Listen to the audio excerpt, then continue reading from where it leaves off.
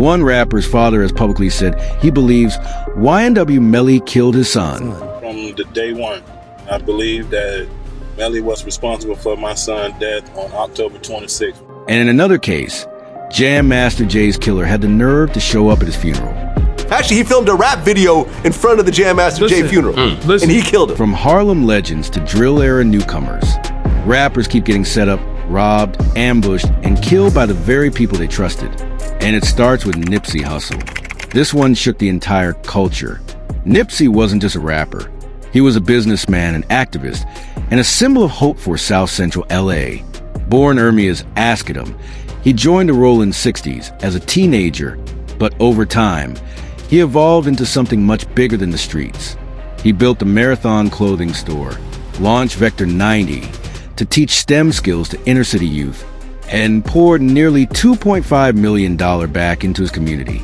But on March 31st, 2019, Nipsey was shot at least 10 times in the parking lot of his own business. The shooter wasn't a rival. It was Eric Holder Jr., someone from his own neighborhood. What set it off?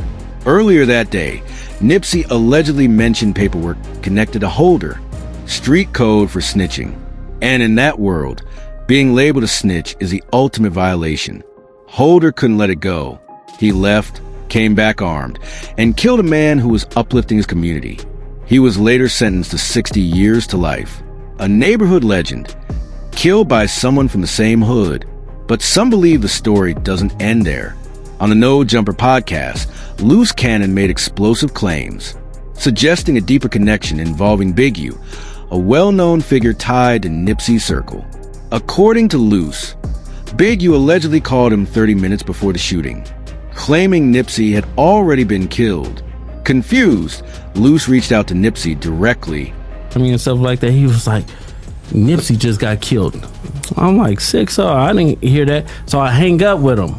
I called Nipsey, and I'm like, Nipsey, what's up? He was like, oh, what's up with it? Nipsey answered. Nipsey answered. I talked to Nipsey, and I was like, yeah, I love you, cuz, or whatever like that. I'll see you later, or whatever. So I hung up the phone. I thought Big U gave wrong information. 30 minutes later, the homies blowing me up like they just killed Nipsey. If Nipsey's story shows how pride and paranoia can destroy loyalty, the next rapper's story proves what happens when that loyalty never existed in the first place. YNW Sack Chaser.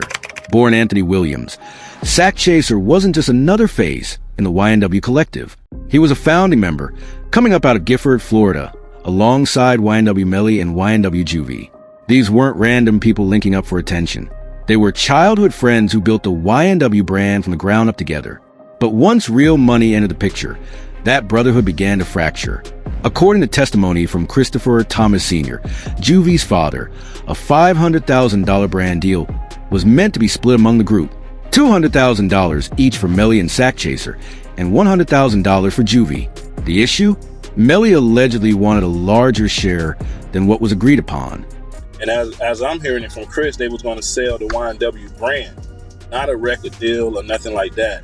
It was like for the brand itself. And by them being founding members, they was going to get a piece of the pie. The situation turned physical just 2 days before Sack Chaser's death. According to Juvie's father, Sack Chaser allegedly attacked Melly over the money dispute, knocking out his gold teeth in front of Melly's girlfriend. You know, you heard things about him and Anthony getting into like altercations about disputes about money over certain situations, and they got in a fight prior to that. And they said, like, you know, the story that they say Sack beat him up and knocked his goals out in front of his girlfriend. The beef didn't stop at Melly. It infected his whole family. In an Instagram live video, Melly's mother, Jamie Demons King, claimed Sack Chaser had threatened her with a gun.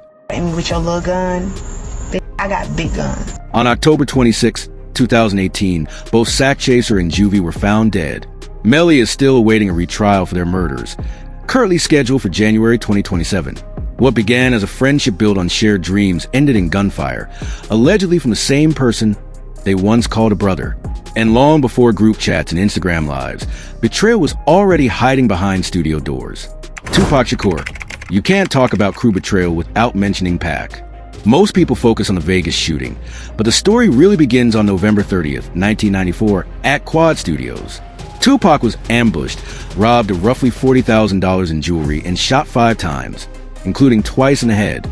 He survived, but the real shock was discovering who set him up. Music manager Jimmy Henchman later admitted involvement, and inmate Dexter Isaac confessed that Henchman paid him $2,500 to carry out the attack. Gene Deal later explained how the entire setup unfolded. Tupac was there to get robbed. You understand? All right. Tupac was there to get robbed. He owed Jimmy Henchman some money. He was refusing to pay Jimmy Henchman some money. That moment changed Pac forever. It helped ignite the East Coast, West Coast feud, and ultimately led him to Death Row Records. On September 7, 1996, Tupac was shot 4 times and died 6 days later at just 25 years old. Keith D's trial has since been pushed back to August 2026. A single act of betrayal set everything in motion, a hard lesson in misplaced trust. And the next story shows that while time may pass, the outcome often stays the same. Only the players change. Lil Wayne. Even legends can get caught slipping. Lil Wayne, widely considered one of the greatest to ever touch a mic, found himself in a situation where someone he once saw as a father figure allegedly tried to have him killed. On April 26, 2015, after a show in Atlanta, Wayne's tour buses were ambushed on Interstate 285. More than a dozen shots hit the vehicles, though thankfully no one was seriously hurt. Jimmy Carlton Winfrey, also known as Pee Wee Roscoe, was later convicted for the shooting, but the shocking part came next. The indictment listed Birdman and Young Thug as co-conspirators. Birdman, the same man Wayne called Daddy, who signed him at just 12 years old and helped turn him into a superstar. Phone records showed Winfrey contacted a number linked to Birdman 8 times in the minutes leading up to the attack. A leaked call after the shooting even captured Birdman telling Winfrey it was time to come collect his money. YSL Mondo, who was incarcerated at the time, later spoke about how stunned everyone was by the situation. I mean, it was kind of puzzling to me because I'm like, like, what the hell? Like, why did you feel what I'm saying? We ain't really having no problems with Wayne. Like, how the hell they? But I was in prison, so I don't know what was going on. But it threw me off. Cause I'm like, like we ain't really having no problems with Wayne. Like to the point where it's serious, like threatening. Like you feel me? The entire situation was rooted in Wayne's $51 million lawsuit against Cash Money and Birdman, filed over unpaid royalties and the delayed release of the Carter v. Wayne eventually settled the case in 2018 for more than $10 million and secured full ownership of Young Money. But the idea that gunfire was allegedly sparked by a business dispute and possibly ordered by someone Wayne once considered family shows just how ruthless the industry can be. Wayne survived betrayal from the top, but not everyone makes it out when the danger is coming from right beside you. These stories show that in hip-hop, betrayal doesn't always come from enemies. Sometimes it comes from the people you trust most. Subscribe for more real stories from inside the culture.